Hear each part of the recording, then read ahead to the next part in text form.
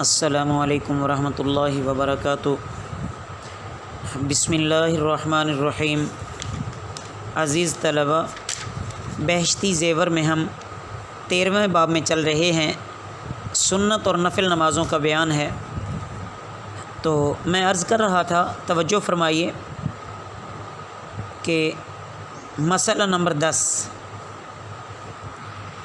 اشراق کی نماز کا طریقہ بیان کیا گیا ہے کہ جب فجر کی نماز پڑھ لیں تو اپنی جگہ پر بیٹھے رہیں، وہاں بیٹھ کر ذکر اذکار کرتے رہیں، دنیا کی کوئی بات نہ کریں، نہ دنیا کا کوئی کام کریں۔ جب سورج نکل آئے اور اونچا ہو جائے تو 2 رکعت یا 4 رکعت جتنی توفیق ہو پڑھ لیں تو ایک حج اور ایک عمرے کا ثواب ملتا ہے۔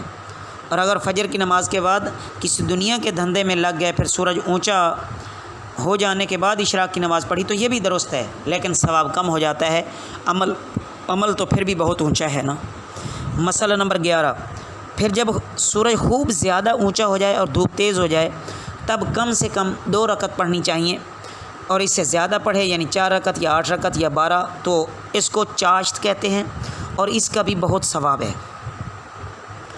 مسئلہ نمبر 12 مغرب کے بعد فرض پڑھیں اور سنتوں کے بعد کم سے کم 6 رکعتیں اور زیادہ سے زیادہ 20 رکعتیں پڑھیں تو اس کو اوابین کہتے ہیں، اور اس کی بھی احادیث میں فضیلتیں آئی ہیں۔ مسئلہ نمبر 13 آدھی رات کو اٹھ کر نماز پڑھنے کا بڑا ہی ثواب ہے، اس کو تہجد کہتے ہیں۔ یہ اللہ تعالیٰ کے نزدیک مقبول ہے۔ کوئی آدمی بغیر تہجد کی پابندی کیے بغیر ولی نہیں بن سکتا۔ تہجد کی کم سے کم 4 رکعتیں ہیں، زیادہ سے زیادہ 12 رکعتیں ہیں، کم سے کم 2 تو ہیں نا، کہ یہ 4 بھی نہ پڑھ سکے تو 2 تو پڑھ ہی لے نا، 2 بھی ضائع نہ کرے۔ اگر پچھلی رات کو ہمت نہ ہو کہ آدھی رات کو اٹھ کے اس وقت اللہ سے مانگا جائے، تہجد پڑھی جائے تو عشاء کے بعد پڑھ لے، مگر ویسا ثواب نہیں ہوگا۔ اس کے سوا دن رات میں جتنی نفلیں پڑھیں انسان کو اختیار ہے، بس خیال رکھا جائے جیسا کہ مسئلہ نمبر 9 میں بھی گزرا ہے کہ نوافل کی بہت بڑی فضیلتیں ہیں، لیکن یہ توجہ کرنی چاہیے کہ وہ مکروہ وقت میں نہ پڑھے۔ مسئلہ نمبر 14 صلاۃ التسبیح کا حدیث شریف میں بڑا ثواب آیا ہے، اس کے پڑھنے سے بہت اجر ملتے ہیں۔ حضرت محمد صلی اللہ علیہ وسلم نے اپنے چچا حضرت عباس رضی اللہ تعالیٰ عنہ کو یہ سکھائی تھی، اور فرمایا تھا کہ اس کے پڑھنے سے تمہارے پچھلے سارے گناہ،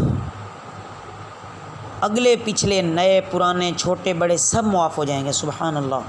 اور فرمایا تھا کہ اگر ہو سکے تو یہ روزانہ پڑھ لیا کرو، اگر نہیں تو پھر ہفتے میں 1 بار پڑھ لو، اگر نہیں تو پھر مہینے میں پڑھ لیا کرو، ہر مہینے میں بھی نہ ہو سکے تو ہر سال میں 1 مرتبہ پڑھ لیا کرو، اگر یہ بھی نہ ہو سکے تو پوری زندگی میں تو 1 دفعہ پڑھ ہی لینا۔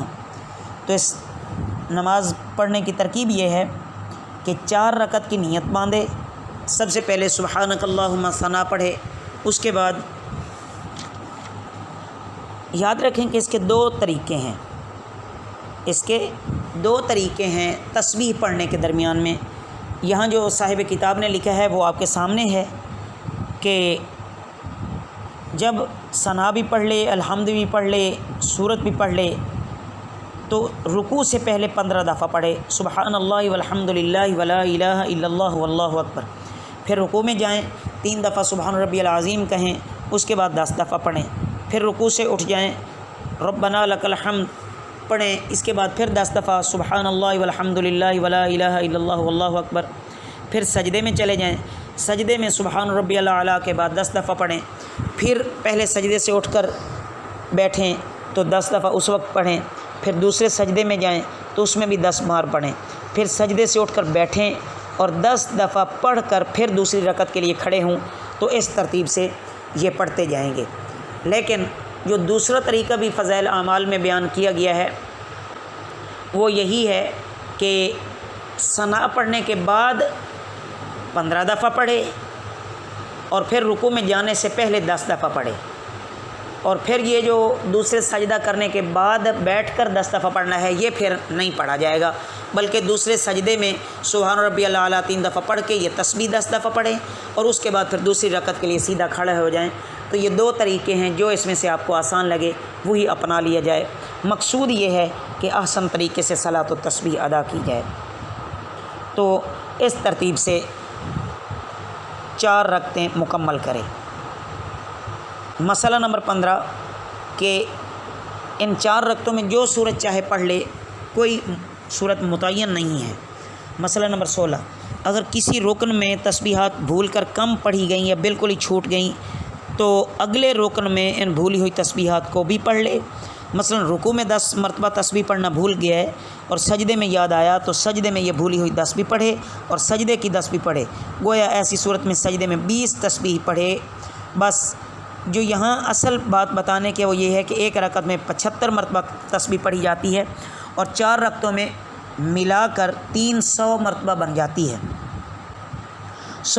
اگر 4 رکعتوں میں 300 کا عدد پورا ہو گیا تو انشاءاللہ صلاۃ و تسبیح کا ثواب ملے گا، اور اگر 4 رکعتوں میں 300 کا عدد پورا نہ ہو سکا تو پھر یہ نماز نفل ہو جائے گی، پھر یہ صلاۃ و تسبیح نہیں رہے گی۔ مسئلہ نمبر 17 اگر صلاۃ و تسبیح میں کسی وجہ سے سجدہ سہو واجب ہو جاتا ہے تو سہو کے دونوں سجدوں میں اور ان کے بعد کے قعدہ میں تسبیحات نہیں پڑھی جائیں گی، بس عام جیسے سجدہ سہو کرتے ہیں اسی طرح، اس میں کچھ تخصیص نہیں ہے۔ مسئلہ نمبر 18 تسبیحات کے بھول کر چھوٹ جانے یا کم ہو جانے سے سجدہ سہو واجب نہیں ہوتا۔ عزیز طلبہ، آئندہ سبق میں ہم انشاءاللہ 14واں باب شروع کریں گے۔ وما علینا الا البلاغ المبین۔